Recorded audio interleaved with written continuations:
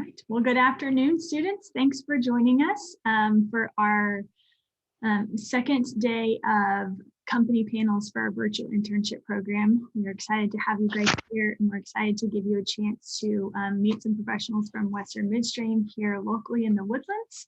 I think that kind of some of their paths and their education might line up with some of the things that you guys are interested or aspiring to do and be in future years. And so I really want to encourage you guys, just like all the other panels that we've had over the last 2 weeks, to really take advantage of this opportunity to ask questions, learn from them. If they say something, you're like, oh, I want to learn more about that. Here's your chance. This is what all of our panelists over the last 2 weeks have said. You had the opportunity to talk to a professional from X field, do it. So we're providing that opportunity for you here, even though you're not in a one-on-one setting. Before we get started and before I turn it over to allow our professionals to introduce themselves, just a couple of housekeeping things. You can, after we do introductions, you can begin to submit your questions either using the Q&A feature, the chat, or you can raise your hand and we'll pull you live, ask you to unmute, you'll ask your question, and then you'll go back to the attendee list. Right now we cannot see you, but we'll be able to hear you when it's time to ask your question. So I think that's kind of the housekeeping. With that, I would like to introduce you to a team from Western Midstream partners here locally, and I will turn over to Alex. And if you want to start your introductions, I'll share my screen. Welcome. We work at Western Midstream Partners. We're in I think all of us here on this call work in the old Anadarko towers, but the tower that's on the farther away from I-45. And yeah, this is just kind of a little overview of what industry we're in. So we have assets located throughout West Texas, South Texas, and then we have some assets in the DJ Basin, so Colorado, and then assets in Wyoming. So some of us support just the West Texas assets, like myself, but then there's like myself and Chris, and then there's other people on the team like Trevor, Laura, who support assets across the whole entire company. And so they can kind of explain the differences there. So I guess next slide. So what we kind of do is, I guess, can you click please? So you have the producers who are on the farthest left there. They're like your people who get the oil and gas out of the ground. I did put some animation on here. I don't know, it doesn't. And what we do, if you click one more time, is we're in the kind of the midstream business, where we take the gas from the ground and process it. There is processing it at a rich gas or natural gas plant, and then we send it in pipelines we send the gas from the downstream to California or up into New Mexico. That's just in the West Texas area, or the liquids come down. We send the liquids down to the Mount Bellevue area, and then the oil gets sent across the country as well.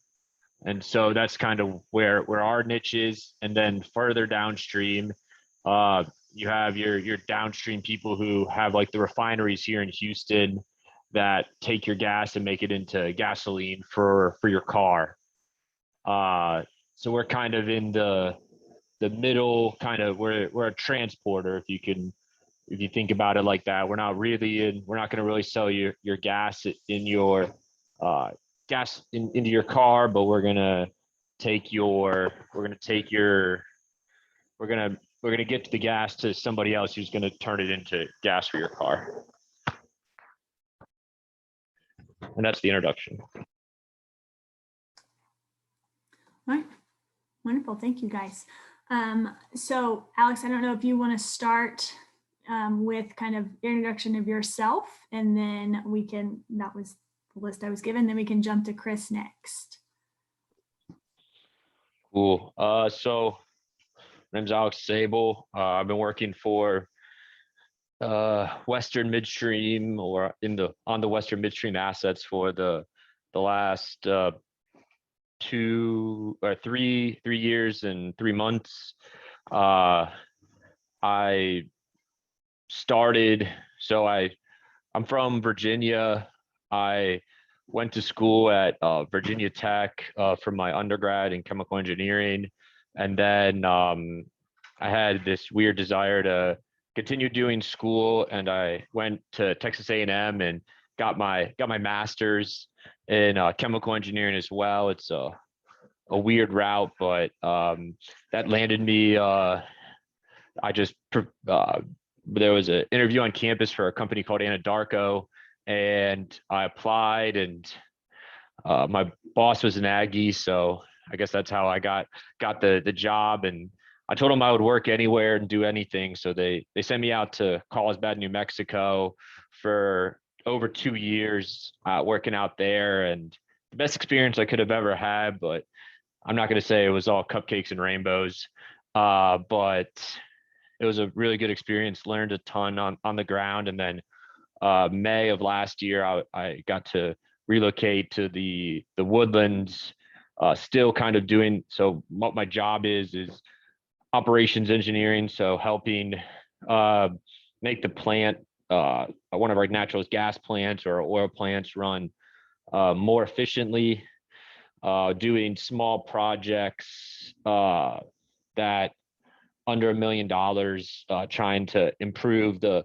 plant. And then I'm sort of rotating to a role where I'm looking at our entire West Texas field, and how do you move the gas around efficiently, or how do you, if we're doing stuff on one side of the field, do we make sure that we're doing it across the field, keep uniform and safe operations. Great, thank you. All right, Chris. Yeah, thanks for having me. My name is Chris Sidicic. Like Alex said, Western Midstream, I started with Anadarko as well. As far as the schooling piece, I went a little different. I grew up in a small town in West Virginia.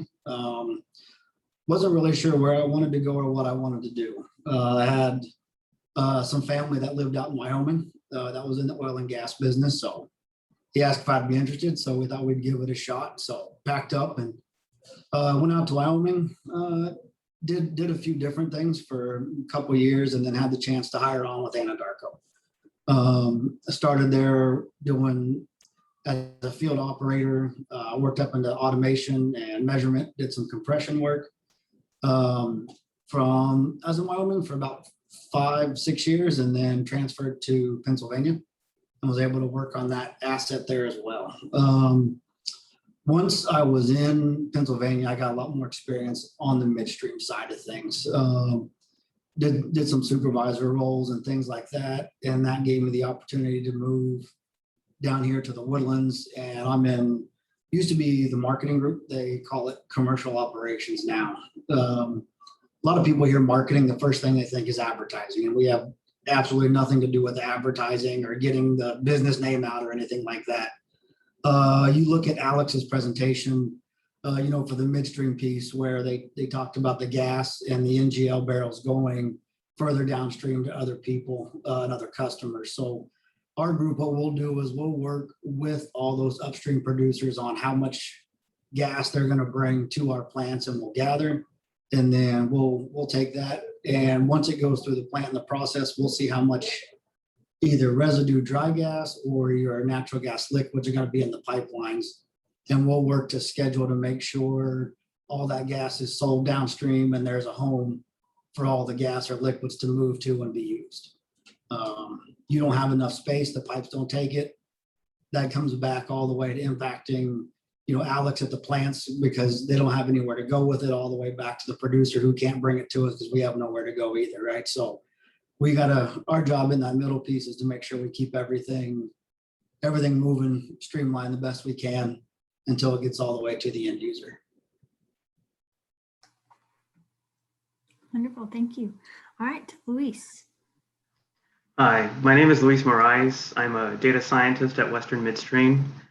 Essentially what that means is that these pipelines are really big, So if you think of the scale, if you're thinking of something like someone building a house, this is like building a skyscraper, right? So they're huge, there's a bunch of equipment, and we're gathering data from throughout the whole pipeline, all of the pieces of equipment. There's just a lot of data to sift through. And as a data scientist, one of the main things that I can help with is putting these pieces of data together to try and see if we can predict when a piece of equipment might fail and get someone out there to take a second look.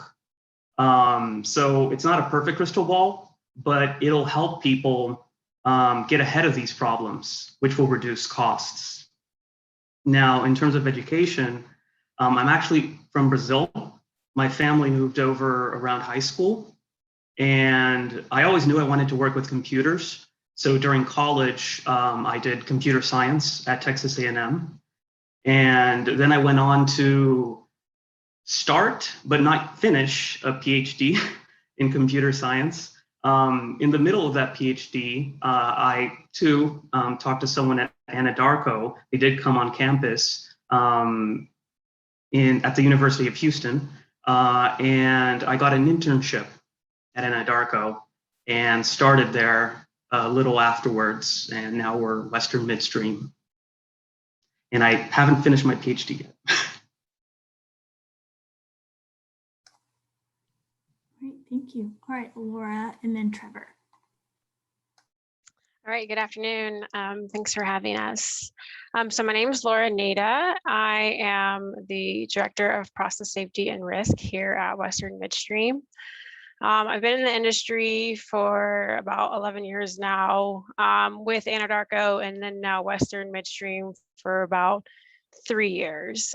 So my path to here started in consulting, which took me all over the industry with respect to upstream oil and gas. If you think about that figure that Alex had shown, midstream and downstream and onshore and offshore. So it was a great experience to kind of see both the consulting and the operator side of things. So I'm originally from Washington State. And so I went to Washington State University and actually got my, it's kind of funny. So I actually got my bachelor's degree in civil engineering and then my master's in environmental engineering. So I originally thought I was going to do more towards the kind of environmental sustainability and water resources route, which kind of felt like that's where everything was headed, which is kind of still where everything is headed. But so that's where I was. And then I went to get a job, and the market in Texas at the time obviously lent itself to oil and gas. And so I started working for an environmental remediation company. And then that took me into process safety, and that's kind of where I am now. So my role in process safety and risk, which sits in the HSC group, is kind of different than what you would think of when you think of HSC. I think typically when you think of HSC, you think of kind of like your hard hats and your safety glasses and your safety systems like that, and then your air quality, your site cleanup for the environmental side. But there's also a technical side to it, which is kind of the safety and design aspect. So my role in Western Midstream and in my whole career has been about making sure facilities are designed as safely as could be. So, where the control room is, where people are sitting, is that away from the process, because the process is highly hazardous chemicals that, if lent to a situation, could be, catastrophic, as we've seen in our industry. Or does that specific vessel have the correct valves for relief or for safety shutdowns. Those are the kinds of things that I work with on a day-to-day basis. So it's kind of an interesting career path, but it's been very interesting and very rewarding. So it's a little bit about me. All right. Well, thanks, Laura. This is I'm Trevor Morrison. Work obviously at Western Midstream. I am the measurement operations manager, and a lot of people don't really know what that means, you know, measuring things. But really, our bread and butter is located in the sales metering. As you saw, some of those volumes that Alex showed, you know, we move around about 5 billion cubic feet of natural gas a day and about 600,000 barrels of oil and 600,000 barrels of water that we move from one place to another. And as the measurement manager, it's my job and all the measurement team's job to make sure that we measure the right amount at the beginning of the pipeline and the right amount at the edge of the pipeline. And, you know, we're constantly troubleshooting and using interesting principles to do those measurements. We use a lot of physics. We use a lot of differential pressure. We use a lot of Coriolis meter. We use a lot of ultrasonic meters, thermal mass. We also use a lot of chemistry. Analyzing the components that are coming in, making sure we're getting the same components coming out, making sure we're in compliance with air regulations. And there's a lot of things that need measured across a company our size, moving the amount of product that we move. Across the organization, we have around 100 people that, you know, spend almost full time working on measuring and making sure our product is the right stuff coming in and going out. And obviously I have a lot of passion towards that. A little history for me, I started out in Utah. I was doing a little bit of college, and then I started contracting during this one summer to save up money to help pay for college. And naturally, you know, the big company Anadarko offered me a job after contracting for a bit and found out that they helped pay for college. So I jumped on board with that idea and finished up while I was working there. I will say having both field experience and a college degree definitely helped launch my career to where I am today. Have a ton of fun, always new challenges. I definitely had some good mentors. When I apply for a job, I interview the person that's going to give me the job just as much as they're interviewing me, given they're probably going to be the person that can help launch your career the most. Yeah, and I would definitely say that, you know, love what I do and find it very interesting and very rewarding. So that's a little about me. Wonderful. Well, again, thank you guys for joining us. So students, here is now your opportunity to begin to submit your questions. You can use the Q&A feature, the chat, or you can raise your hand. I'll get us started. You don't have to go in that same order when you answer the questions, nor do you guys have to answer every question. But can you guys give us a look into what is your day-to-day, what's your day-to-day look like? What's day-to-day operations, whether that's kind of within where you are now, or maybe if you want to share kind of what it was like in the fields or kind of working, whichever direction you guys would like to go.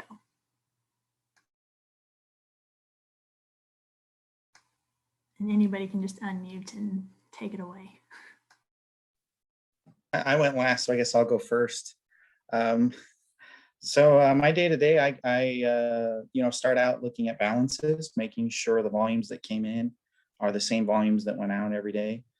And then start coordinating with the field teams, which are the people that are out running like gas chromatograph analyzers or verifying meters, making sure that all meters are working properly. If one's not working properly, we'll allocate resources towards that.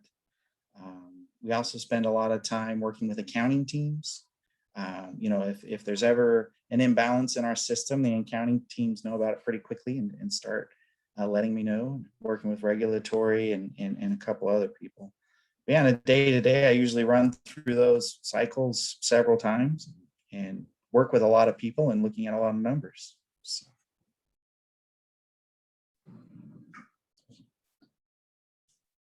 I would say for us day to day, we work with Trevor's teams, a lot of his guys a lot. So it's kind of good to go with him right as we talk. We'll come in, we start our day a lot of the same way Trevor talked, right? We're looking at all the balances.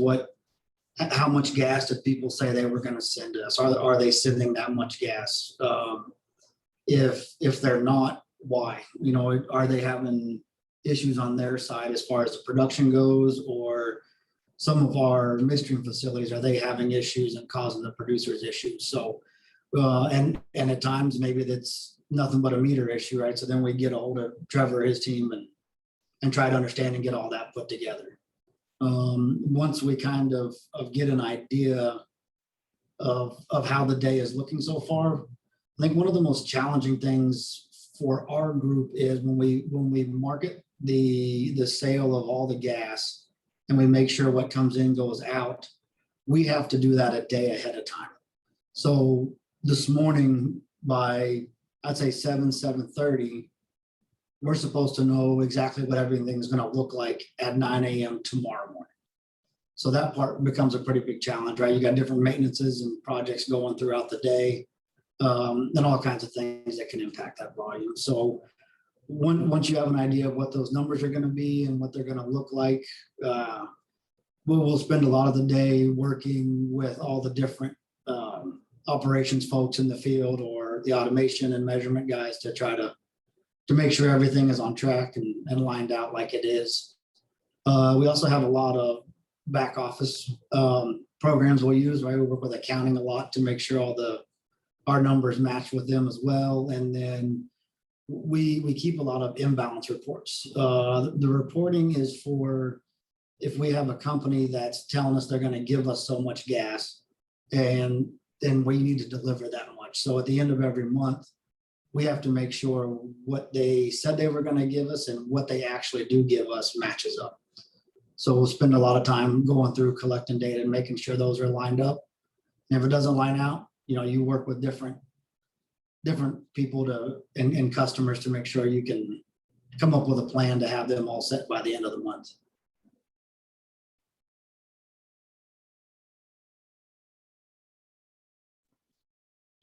I guess Yeah. what Go ahead.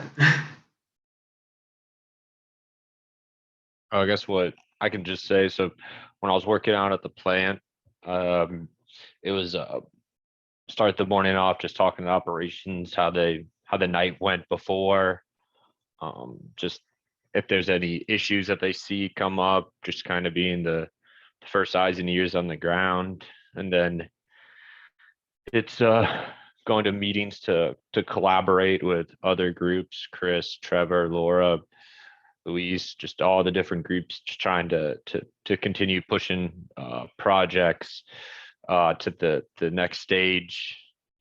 And now that I work in the corporate office, it's more of the same, but you're just one step removed from directly talking to the operations face to face. You're kind of talking to them through the phone or Teams messages, but it's still a lot of the same moving projects, meetings, problem solving, and then just getting the projects executed out in the field to build cool stuff and help the plant or help the company save money, run more efficiently, and be more safe.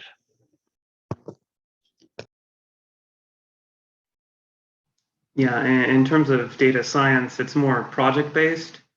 And depending on which phase of the project we're in, we might be talking a lot to stakeholders to figure out what exactly is the problem they need solved. What data do we have available to solve that problem? We might be looking for where that data is kept, trying to confirm if we can trust what we're seeing in the data. Sometimes something says on or off, but it means something different than what we're expecting. So we need to double check a lot of things. Then we get into the modeling portion where we try and see what we can do with that data. You know, it's not always a success.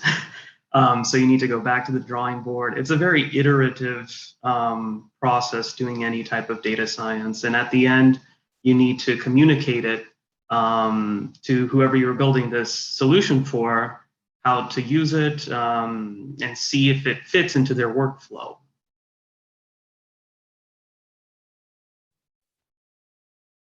Okay. So my day-to-day is crazy, and it's different every day, because I support every single asset, and I support projects and operations and just a lot of different touch points. But I guess fundamentally, my day-to-day job is to identify hazards, identify risk in the facilities, with whether it's in design in the projects world or if it's in operations in the existing operations world, and to mitigate those hazards. And so whether that means we're coming up with solutions that we could be implementing that reduces that risk, or we could be optimizing the design in a way that not only makes it safer, but actually makes it more efficient. It's all about safety and risk reduction. And we all have a risk profile that we accept just in terms of operating in a hazardous environment. And it's about reducing that profile to make us a safer operations for everybody, for our community, for our people, for our business. Yeah, I stopped asking what the typical day like because everyone's like, it's never the same. I don't know. So we had an anonymous question come in. What should one consider if they're undecided on whether they want to go to grad school for engineering? Okay, so I guess in the spirit of being the last person to speak and the first person to speak, that was just always a goal for me. Like even in high school, I always knew I wanted to go to grad school. I don't know why. And so I think that's sometimes for people, it might be a personal choice. If you want to get like a postdoctorate degree, like a PhD, that lends itself more towards you want to kind of be a researcher for your life, academia or something like that. In this world, some people have MBAs for being more about the leadership track or executive track.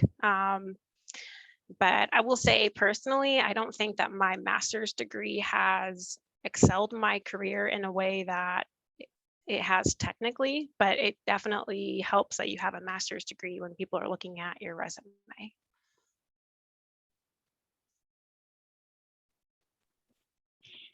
I guess what was the question asking about the grad school degree? Yeah, what should one consider if they're undecided on whether to get a grad degree go to grad school for engineering? I'd say just figure out whether you're going to pay for it or not, because I got my grad degree and Texas A&M paid for it.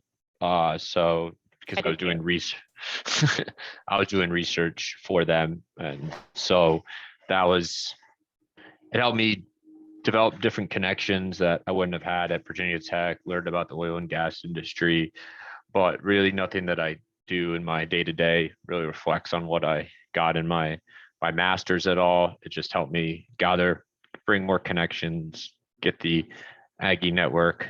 Yeah, I'd say just look at if you have to pay for it or if you can get it paid for.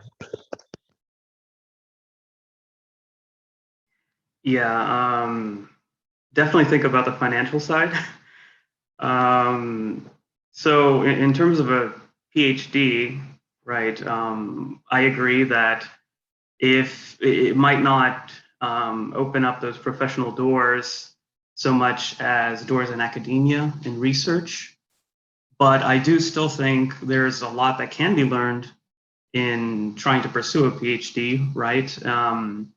Because in a PhD, you're essentially tasked with writing a dissertation and you're on your own.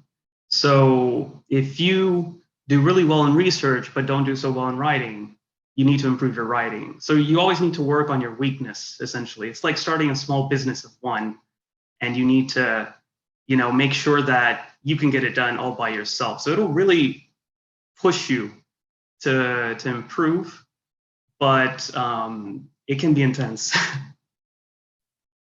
I will say, just to add to that, because that's a really good point, and because indirectly the writing skills that you learn from grad school, because I had to write my thesis and I was a terrible writer in my undergrad, really helped me in my career, because all we do is kind of either write reports or write programs, or there's all just different types of technical writing. And I learned a lot of those skills from grad school. I guess I'd also say you learn to fail and take it in stride. Yes.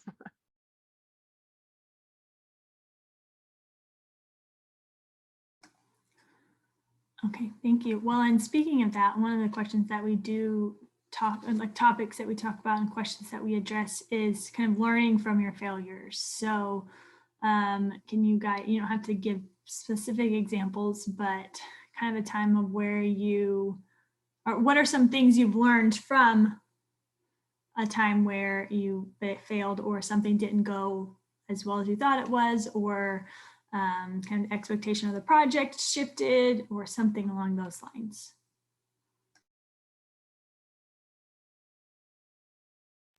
I can say that it's not quite directly what you asked, but what you learn by surviving failures essentially is that there's always another opportunity. So even if, let's say you're gunning for a specific internship or a specific college or something, and you don't get the one you want, I really wouldn't worry. Those things matter much less than you think they do.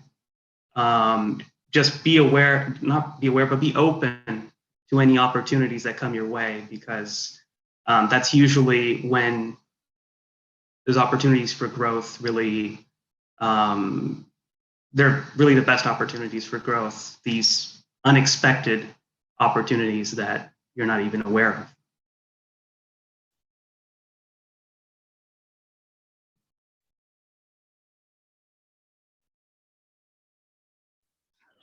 I guess I can say that just take a learning from every project you do. I remember I still remember my first project. I had to go build a combustor out at a site, and I thought I had the budget down pat, but I went with the cheapest contractor, and it turned out to be the most expensive. So you got to learn from every mistake and getting your budget down right and making sure you have all the documentation aligned, because sometimes maybe you think you have all the documents, but you really don't.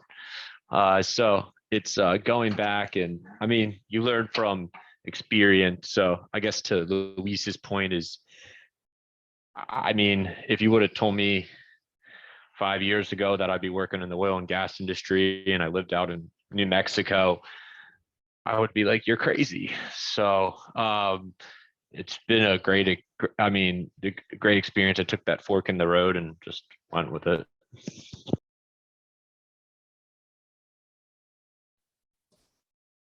I was going to say, when you said, you made it sound a little bit, from the way you phrased your questions, that most projects go easy and perfect, and they definitely do not. From my experience, most projects have some minor failures or small problems along the way. I think there's failings in every major project that runs for multiple years. You have budgets, you have timelines, you have people, people come on PTO, personal reasons. Every project I've done, there's been at least one or two difficult things that you've had to deal with. So I guess what I've learned from those is how to be adaptable, how to be able to, take things in strides and learn from each one, and just realize that every problem that you're able to solve, the next time you'll be more prepared and you'll have more skills that you'll be able to put in your back pocket, or even bring up during a resume. Your suite of abilities just grows and grows from difficulties. So It's certainly about being adaptable. So as I mentioned before, I went to Washington State, and that was actually my third choice. And so I was going to go to Texas. I was going to go to Texas schools, and that's where I was going to be. And then I ended up not getting into those schools because it's really hard to do it when you're an out-of-state student. And so I went to my fallback in-state school, and I thought it was like the world was crumbling, and it was the best school ever, and I loved it actually. And it was meant to be in that direction. So I think it's taking that challenge and looking at the the glass half full or looking at it from a different lens. You know, as Trevor said, all your projects are always going to have these kind of miniature failures along the way, and it's about being adaptable, especially in the environment of oil and gas. In any industry really is about that. It's kind of just taking what's thrown at you and learning how to kind of ride that out. So yeah, definitely the moral. And I think for me coming up through the field, a little bit of a different perspective of, you know, thinking you're working so hard and you're going to be the one that gets that different job or that promotion. And as you're working up and somebody else gets it, you know, you're upset because that's the direction you thought you were going to go. That's really what you wanted to do. Probably say more than a few times that's happened, but with those opportunities being taken away, it's opened so many more doors to go in different directions to be able to end up here. You know, I never thought I would be in the Woodlands, but because of the different things that have happened and things that I thought I wanted or the directions I should go that got changed for me, you know, it's worked out to put me in a position I never thought I would be in. Great, thank you guys. So if we have students on the call that are interested in going down a path similar to yours, what clubs or activities or groups would you recommend that they look out for or participate in while in college?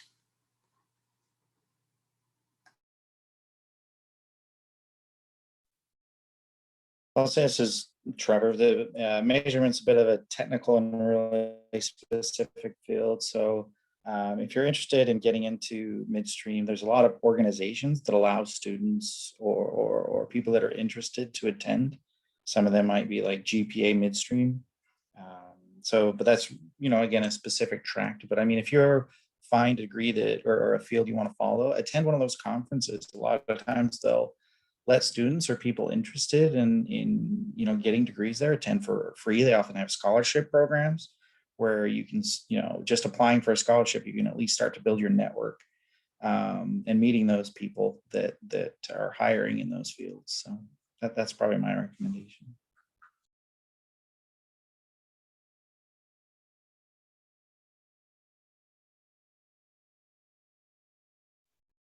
Yeah, I didn't really participate too much in clubs and so on during college, but I agree that going to something like a conference can like widen your perspective to what's out there. Sometimes you don't even know you like something until you see it presented to you, and then you're like, wait, I would like to go down that route and see what it's about. So definitely I'd say try and, you know, look for new things that you're not accustomed to, I guess. And, you know, that's what they usually say, right? In college, it's when you're supposed to try and find out what it is that you like, I suppose. So, yeah.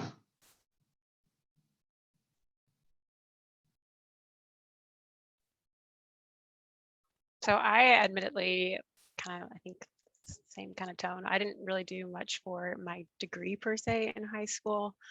When it comes to like clubs or after school curricular activities. When you're in college though, there's tons of organizations like, you know, Women in Engineering or ACME or ASCE for, you know, civil, or there's mechanical, or there's chemical. There's all those different American Society groups. There's Engineering Without Borders. I think all of those are great networks to get you kind of plugged into different people.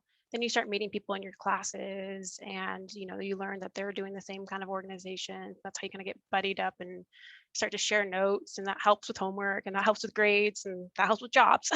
So it all kind of like trickles down. But yeah, you know, the conferences, I did those like my junior or senior year, and those were great networking opportunities as well, because that's where companies start to come in and see what you've presented. So yeah.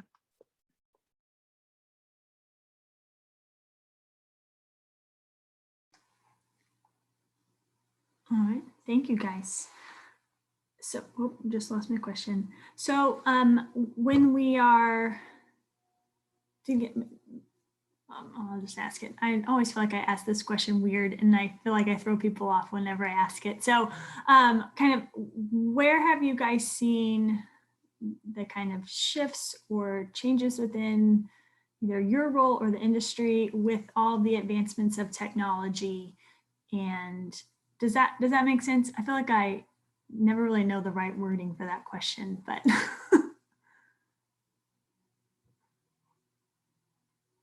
and that can be kind of as the general whole or maybe within your specific like line of work.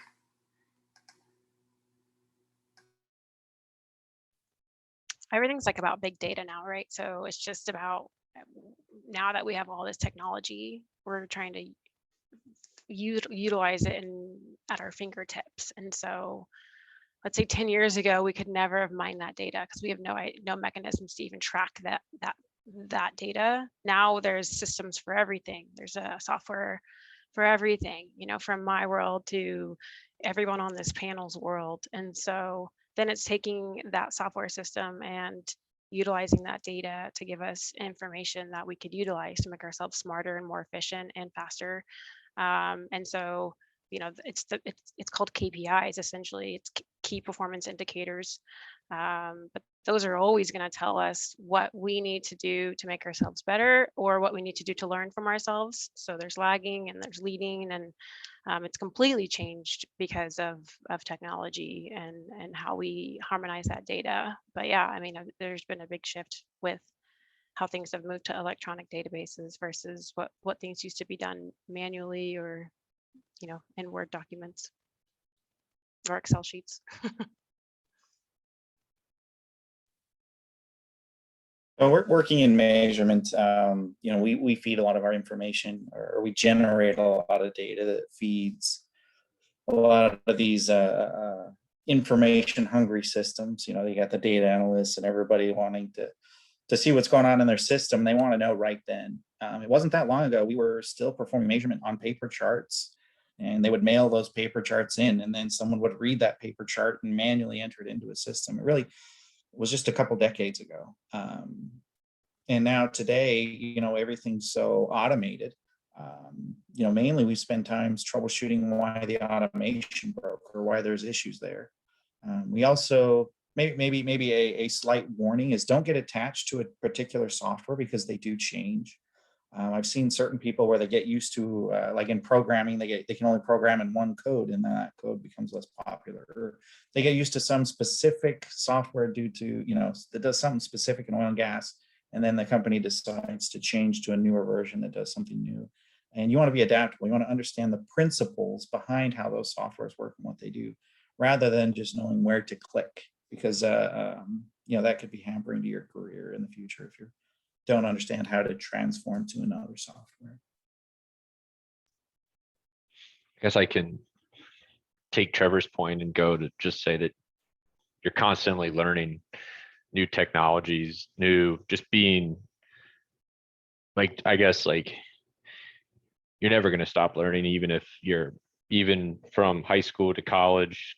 I mean, the amount of that I learned from college to the real world, I mean, it's constant. You're always learning. So I guess, like, and then as like Laura said, is like, maybe like now we don't have to take the data from the system and put it into Excel. We can just transform the data, do equations on it in real time.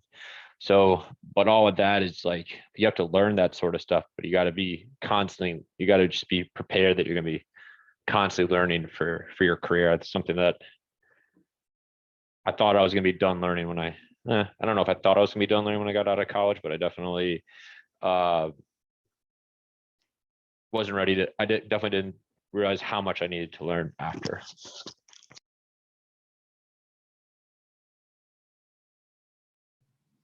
Yeah, in terms of tech, things change even faster. So I guess you could say that there are like the big companies, Microsoft and so on, they're trying to create more automated systems to make that analysis easier for anyone who has data and wants to gather insights from it.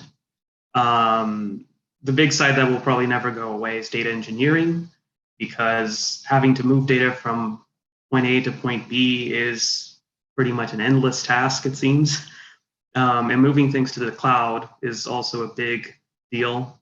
Currently, we'll see how it goes in the future. Probably will still be there, but you never know.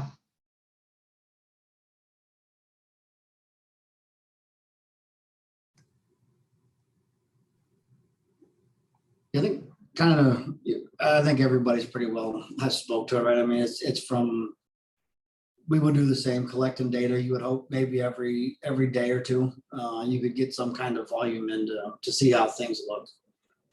To now with all the communications and the measurement that we're able to gather, you're every minute you're seeing new volumes. You're seeing if things are look good or bad. It's amazing how quick the technology has caught up and made things so much easier. I can't remember which one said it, right, but it's also relying on that technology. You got to be careful.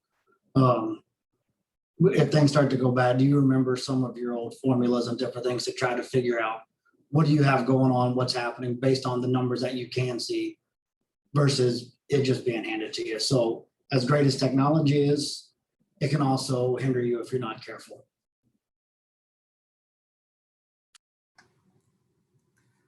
Great, thank you guys. Monica, do you want to jump in with a question? Sure. Can you hear me okay? Yes, okay, great. So I wanted to ask you all, what is a proud moment or an accomplishment, sometime professionally that you were like, yes, I did it, whether it's like a big problem, a little problem, maybe you got a, acknowledgement from a supervisor. But what's a moment in time professionally where you felt like you did this?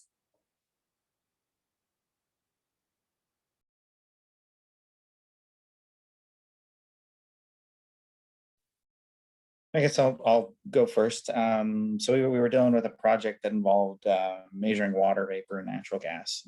It was a big deal where some people thought they should get paid for their water vapor and the natural gas. And we ended up doing a big study. We spent a lot of money. We had a lot of field technicians go out and use these new analyzers that we bought. We developed training programs, SOPs.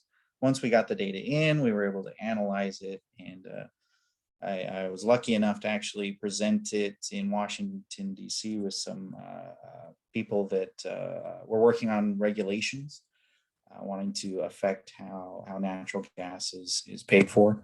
And with that, we ended up it turning in our favor because of the data and the work we were able to put together. I will say it took at least 2 years, 1 year spending time in the field and another year spending time with the data and then with the lawyers and the regulatory people. It takes a lot longer to do things, big things but those big things that take time are honestly the ones that I'm the proudest of. So.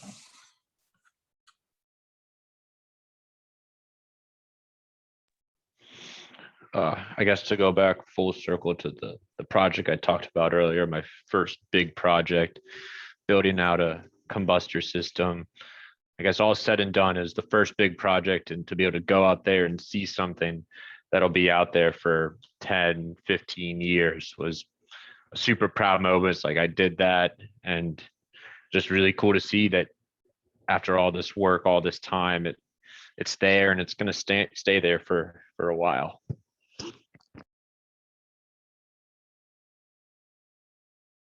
Yeah, so I worked on a project to predict the failures of H pumps. And it takes a while in data science to actually know if things are working as they're supposed to. But after a while, you start hearing from the field that, yeah, we used your model and so on to, catch some failures that could have been really bad. And it seems to be working. And, that's great, because I'm only looking at the data, and it's nice to know that it really does reflect reality.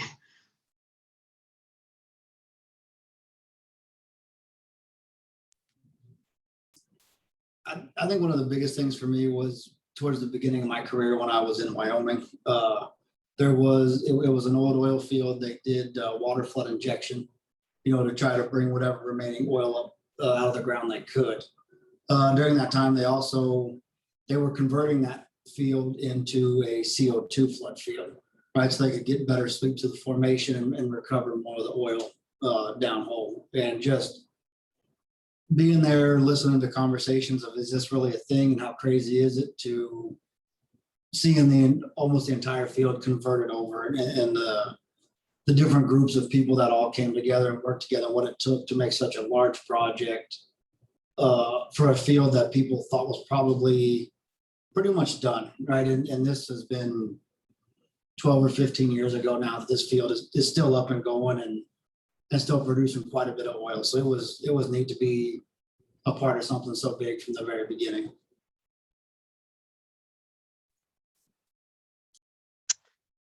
So for me, it's a very interesting question because you don't really think about it much. You just kind of do. But I don't think I have like a specific point in time. I think for me, I look back and I was able to travel internationally for like the first 7 years of my career. And I went to every continent except Antarctica and Australia. I went to more countries than I can count. My passport, I had to get a new book for it. I mean, I was all over the place all the time, and I was single and I was in my 20s, and I never said no to any project that came my way. And it made me grow immensely. I mean, because I worked on so many different types of projects and I worked with so many different types of companies. And so it really taught me a lot about business. It taught me a lot about our industry and about people and about people's skills and culture and just everything. So that was a really great experience for me, and something I would always encourage people to do if they had the opportunity. Thank you. And I'm just going to note that earlier Alex said that he told his boss he would work anywhere and do anything. And she just repeated, never say no to a project. So take note, students, right? There's some really, really valuable lessons here. Thanks, Monica. So what is one transferable skill you recommend the students start to learn and cultivate?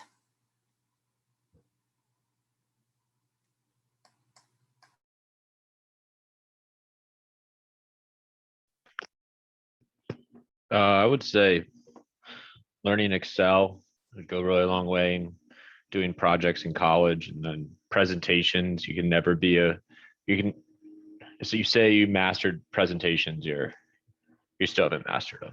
There's so much more you can do to master a presentation that will help you in college, help you when you graduate. And students, we have an Excel workshop and a powerful presentations workshop on Thursday. So that's a good tie-in as a reminder. Thank you, Alex.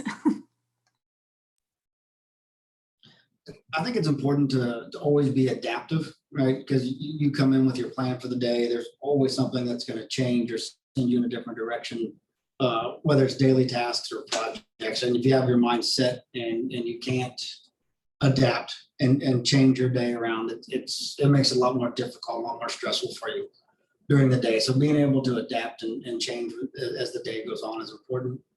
And I think communication, and there's some younger people that from other companies that I've worked with, and my kids as well, right? Life isn't all text messages and DMs and Snapchats, right? There's the professional, how do you write an email? How do you speak to somebody on the phone when we're face to face with confidence and looking at them, right? That communication is very important when you start to deal with others. I'll jump on Chris's bandwagon. I'm naturally a data guy. I'm an introvert. My degree's in software engineering. That stuff comes more naturally to me than professional human interactions and the ability to build a network. So the skill that I had to study the most, and I'd recommend if you enjoy those things, is like a Dale Carnegie class on communication and how to build friends and influence people. Those are all very valuable skills. In reality, no matter how smart you are, trying to get a job, you have to convince someone and be able to communicate with them to get that job. So I recommend getting those skills. I'm one of the reasons I'm here is not because I'm the smartest, but because I am sufficiently smart, and I know how to communicate and work with people. So.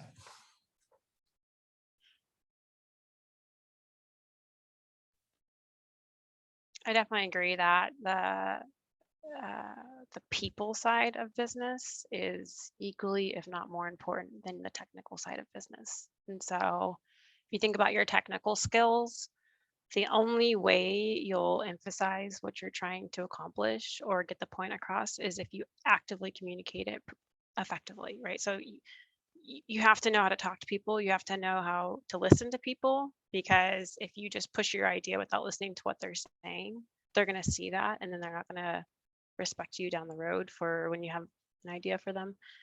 That takes a lot of work. It's sometimes hard to do. Even public speaking is stuff that we start to learn in high school, and it takes us through college, and it never stops in the business. Even something as small as public speaking, like in a presentation in a conference room, it's still public speaking, and it's still uncomfortable in instances. And so always trying to hone in those skills is going to take you a long way for the business, for yourself.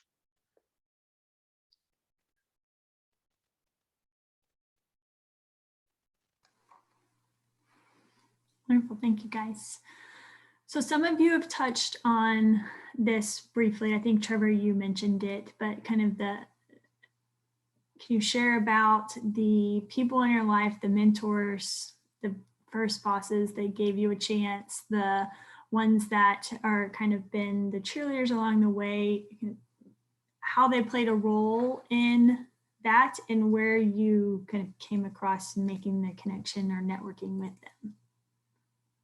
Yeah, okay. So I truly believe that your first boss and the bosses you have throughout your career are going to be instrumental to your future. Like when I said earlier, when you go into a job interview your boss, and give yourself some value. If they offer you a job, be prepared to say no if you feel like that boss isn't going to be good for your career. Getting to know the people around you, and it's not just your boss, all your peers, the people you work with, spend some time to get to know them, communicate with them. You'll understand that influence comes from friendship, and those friendships don't have to be personal. They can be professional friendships as well. And spend some time developing those. And you'll learn that influence is equal to power. You're able to do things by knowing people, and maybe doing a favor for someone, or something simple as saying hi in the hallway goes a long way. So.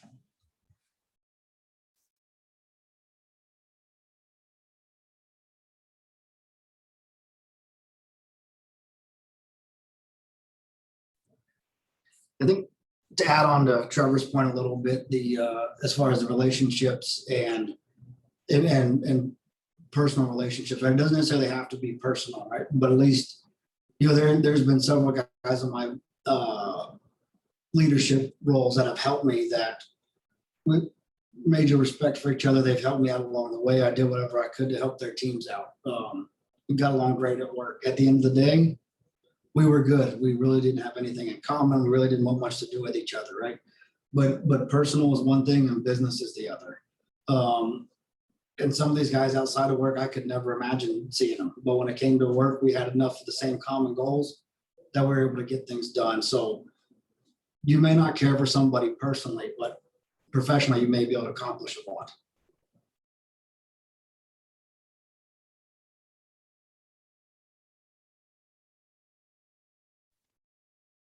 Also, though, with like Trevor's comment of interviewing that person that's interviewing you, and sometimes that does sound like a luxury, like if you're desperate for a job and you'll just take anything that comes your way. I totally understand that situation, but the number one reason why people leave jobs is because of their boss or the people around them. And so it is extremely important to find something that you think is going to work with you as much as they think you're going to work for them. I've had horrible bosses in the past and I've hated my job. And I've had wonderful bosses. I have one right now and I love my job. And it really does make that difference. And so if you can find a strong mentor, if you can find a strong leader, I would definitely work to gravitate towards that, because that's going to excel you in your career faster than some sort of role that is a great role, but not a great fit for your personal chemistry. I guess something that I wish I would have known on, so I've had multiple internships over the years, and something that one of my last internships did and something I still try and do today is just, you can always ask, you can just always, I guess, be brave enough or be confident enough to ask people out if they want to go just out to lunch or out to get a cup of coffee just to learn about their career. Because one of my old supervisors during an internship, he was like, over your 10 weeks, I want you to interview 10 people. And I started doing it and I realized that I really liked it. So I did like 12 or something, but it turned out to be something that I've like kept, something I still try and do. And I thought that was like a really good idea, especially when you're new at a company, to know people, get to know people like that. But that was all I had.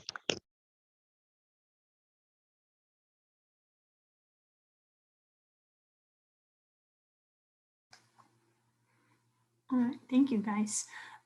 So students, if you don't have any other questions, I've got a couple more and then we'll wrap. But if you have questions, please submit those again, either using the chat feature, the Q&A, or you can raise your hand if you have that function.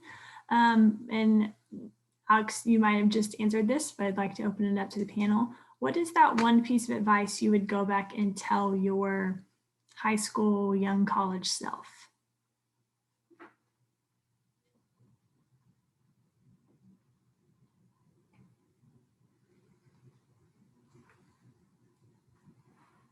And that could be career.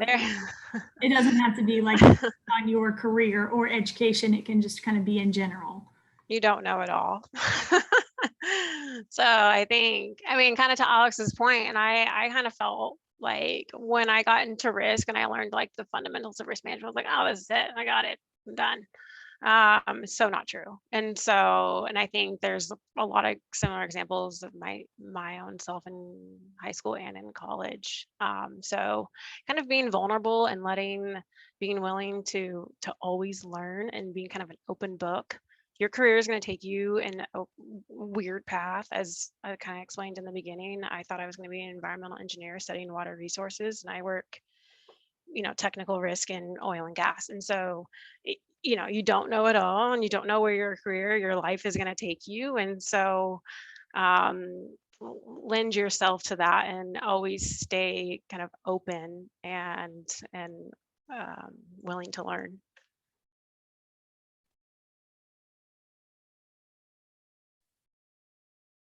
I'll join on Laura's what she said. What is it? The confidence you expect is linear, right? You expect the more you work at something, the more confident you get, but it is not.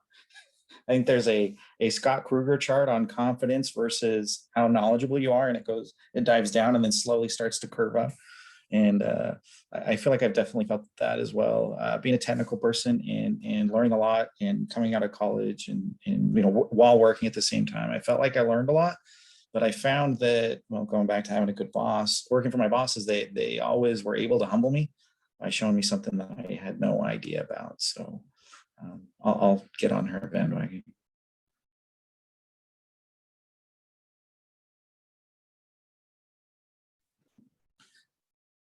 I think something for me is, go ahead, Luis. I'll also say that don't necessarily think about where you need to be. You get there, like that transformation just kind of happens and you don't even notice. I mean, when I think back on before I even started my PhD. I didn't even know what data science was.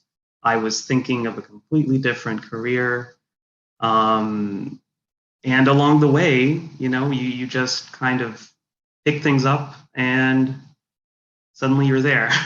So don't worry too much about where you think you should be in the future.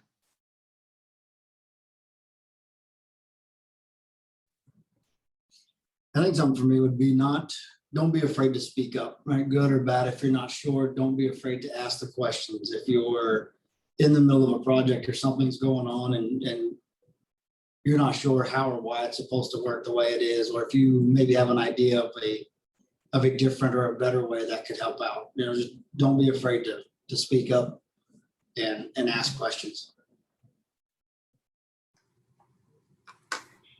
I would probably have one No, go. more thing to add to that. I guess to talk to Luis's point is, yeah, if there's a fork in the road, I say take it. I mean, you always, even if something like doesn't like seem like maybe it might not be the best fit, there could all be something to learn from it.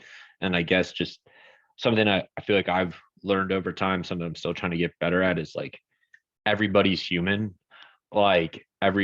Even like the CEO or the vice president of your company, they're still a human being. They still want to interact with you in like a very just human personal interaction. So if to kind of go back to that old point, is you just talk to everybody like person to person. You don't need to treat them like they're a god or something.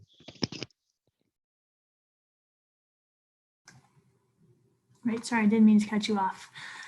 So Laura, you mentioned this, and I kind of, if anybody else has anything to speak to, yesterday we had our kind of had a professional norms workshop, and our presenter talked about how different, even just different areas of the country are different cultures, as far as like when someone, she was from New York, and when someone down here addressed her as ma'am, she was like, no, I'm not 80. Like there's just different cultures that are from just even different parts of the United States, as well as more like when you worked globally. How does work change, or are what could students, maybe what could you share with students to maybe help prepare them if they plan on either going out of state for school, or wanting to work internationally, or a job that travels, or anything, like those of you that came from other areas of the country to here? Does that make sense? Okay.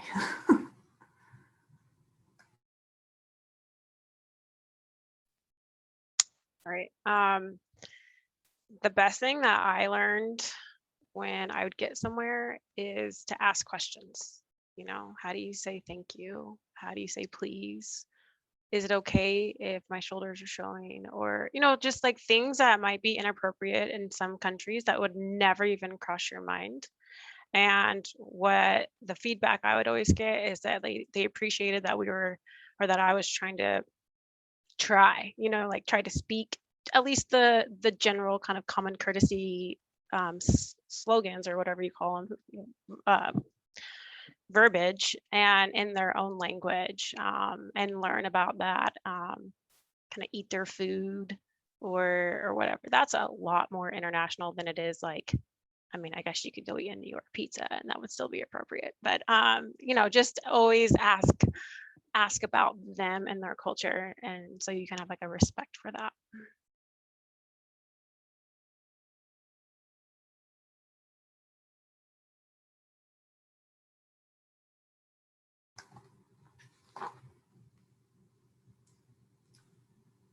Maybe I'll take a little different spin, but first I'll agree with Laura that, kind of going back to building strong relationships with people. As you build relationships with people that are where you're planning on working, they will be more likely to open up to you and view you as part of the team. And then you'll find out, even subconsciously, you start to mimic or act in a more acceptable manner by those people. So definitely, spend time to get to know people. Along with that, on the flip side, in our leadership training, we learned that culture eats policies for breakfast. If you have a bad culture in a workplace environment, no matter what the rules are, people are going to do what the culture tells them to do. Rules are just there to help shape culture. But really, I mean, you wouldn't need rules if you had a great culture, like a safety culture or, a consistency work culture. Those are all important things to learn. And when you get into leadership, if you do, spending a lot of time developing culture is a key principle that I recommend learning.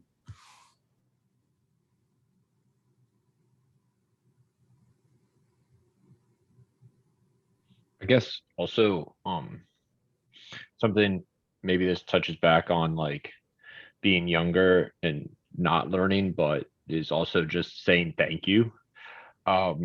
Like for personal, like when somebody comes to, especially when you're younger, when somebody comes to speak to you, and like just reaching out to them and with an email or something like that, saying thank you for taking the time out to do that, is something always that as somebody that was one of my previous bosses told me about that, and it's something I tried to do.